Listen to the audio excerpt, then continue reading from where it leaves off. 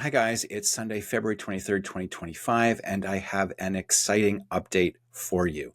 The Ocean Infinity search vessel tasked with carrying out the third seabed search for MH370 has just now arrived at the search area.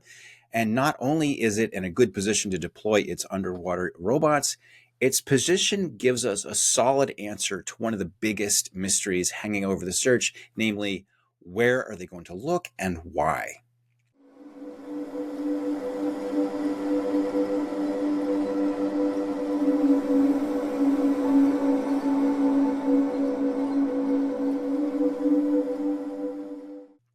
Okay, in the last episode, Ocean Infinity vessel Armada 7806 had left Mauritius and started steaming towards the area in the southern Indian Ocean where the plane is believed to have crashed. Now, a week later, it has arrived after threading its way through between some storms and has covered some 2,000 miles of ocean. What we didn't know at the time was where exactly it was going to go because we didn't know what the analytical basis for the search was going to be. Well, now we do. Let me explain. As we've talked about in previous episodes, the SATCOM data that officials use to work out where the plane went doesn't give you a location like GPS does. It doesn't give you latitude and longitude. Instead, it tells you if a given route that you can come up with matches the data or not. So theoretically, there's really an infinite number of routes that you could take into the southern Indian Ocean that would match the data. You could fly straight and fast. You could fly slow in a curve. But if you take all the possible routes and assess them statistically, it turns out that most of them are just very unlikely. And so what you wind up with is a probability distribution that looks like this. By the way, if you want the full context for the search for MH370, including a full 2-season podcast of what happened to the plane, where it could have gone, and why, check out the show page at findingmh370.com. You can get free weekly emails, and if you want to support the podcast financially, you can sign up for a paid subscription, which is very appreciated. Okay, back to the story. The probability distribution is sort of like a fried egg shape that's centered on around 36 degrees south. So this is where the first seabed search was concentrated. This is the one that started late in 2014. It went on until 2017 on and off. Here's a map that Victor Ianello posted on his website. As you can see, they mostly focused on the part of the ocean where the plane would have gone if it had flown straight and fast. That's a very reasonable assumption. That's how jet planes normally fly. They searched pretty far out from the seventh arc, the seventh arc being where the final transmission was sent, and the plane just was not there. It was in none of these locations where you would expect to find it if it had gone straight and fast. They also searched a little bit further north, but they didn't search quite as far away from the seventh arc. They searched a much narrower band. After they did all of this, their thinking was probably that in order to get this far north, the plane would have had to made a series of statistically unlikely turns. And so the probability that it did all that and then also got far from the seventh arc was pretty low. Anyway, that's where they searched, and then they gave up. After they gave up, they put out a final report, and they discussed in that report thinking about where they could have gone wrong. Like where did they fail to look that they should have looked?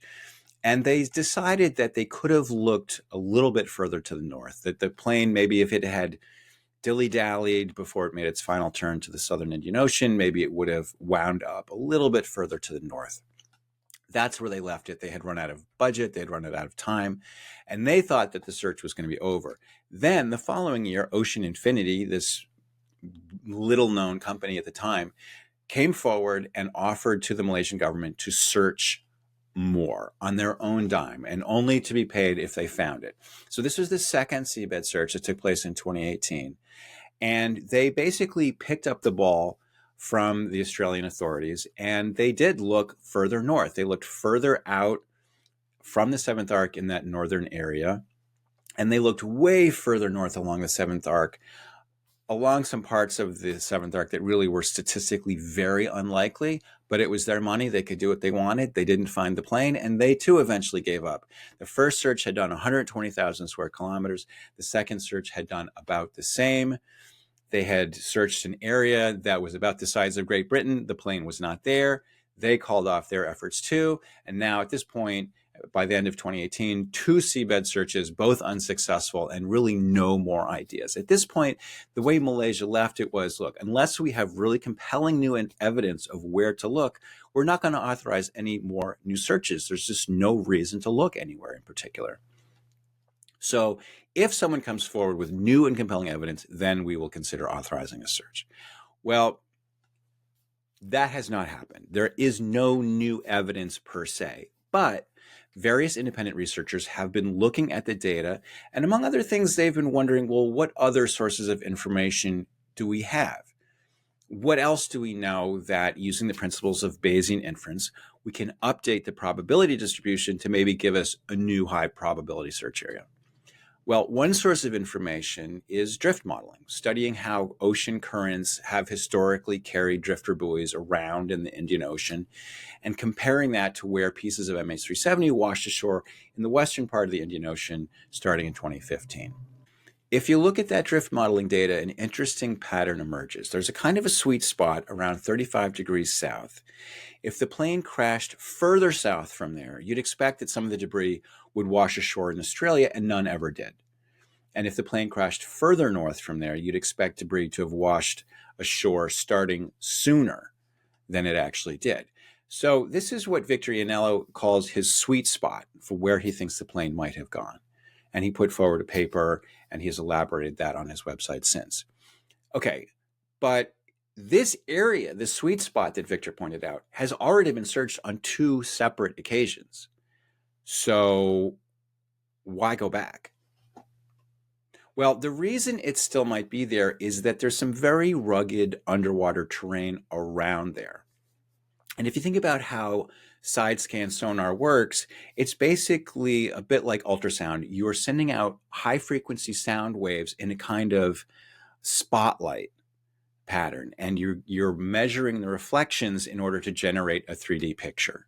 It's a bit like shining a flashlight, really. And you can imagine if you're walking through a rough desert and there's boulders and ravines and things, you can imagine you're shining your light, and maybe, the thing you're looking for is like stashed behind a boulder, or it's stuck in a hole or something. And so the beam of light you're sending out isn't going to hit it, so you're not going to see it. So the idea is that the new round of searching will go back to these areas where there's a lot of rough terrain and look at it from different angles or a little closer up. It's using new technology. Maybe it will be able to get around those problems in other ways that I don't even understand. But somehow we're going to go back to these rough areas and see if the wreckage didn't just by sheer bad luck get stuck in a way that we couldn't see it before. In fact, right now, based on the latest position information that Kevin Rupp is reporting, it looks like the ship is parked right over an underwater canyon that had only been partially searched before.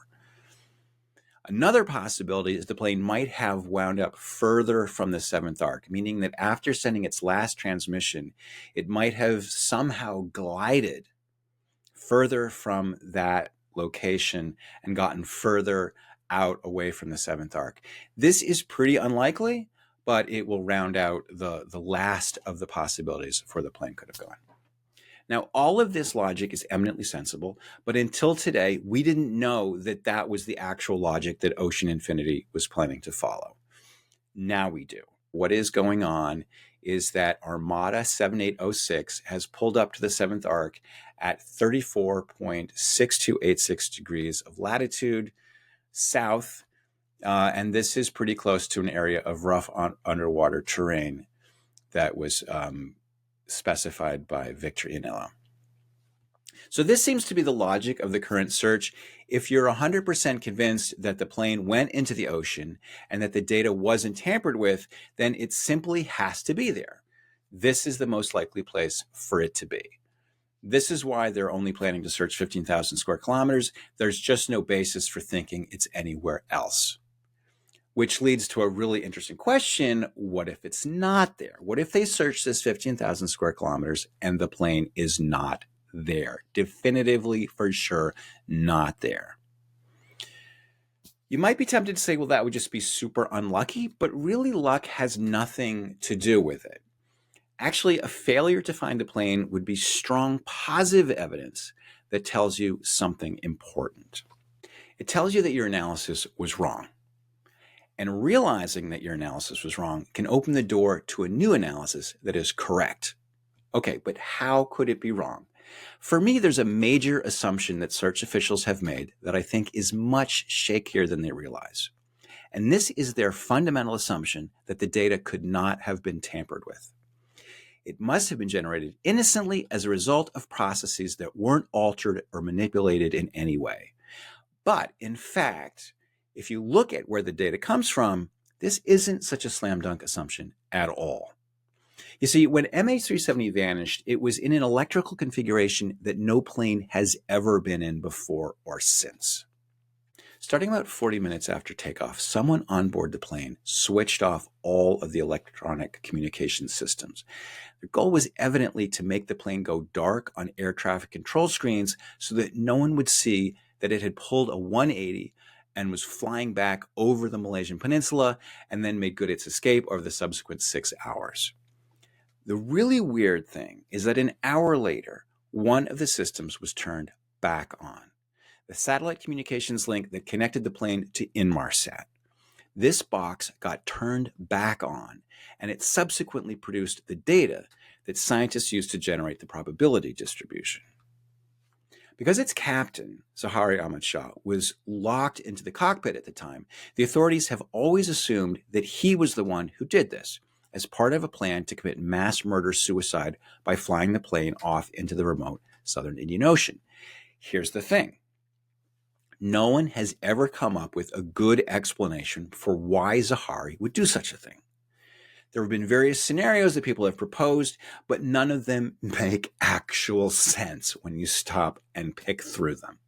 There's simply no reason why an airline pilot would turn this box off and back on again, even in the context of a desire to commit suicide.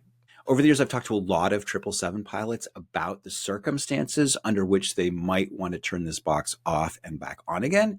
They all say it doesn't make any sense. I asked Juan Brown about it. You do not, under any circumstances, go messing about with these switches until you are directed to by an emergency procedure. Never had to mess with the electrical system at all in all the years of flying the 777. I asked Ron Rogers about it. It's an extremely complex system with a level of depth that is way beyond what a pilot needs to know and what they're typically trained. I mean, you got to be in the engineering. So to specifically say, I am going to disable this system, I would be very interested in knowing how that person figured out for sure. It doesn't make it easy for you to do that. Most recently, I asked John Waters of the Afterburn podcast about it. I have no idea, like how I would isolate the STU. Maybe it is a circuit breaker and it's right over my head and I can find it and pull it and it shuts it off.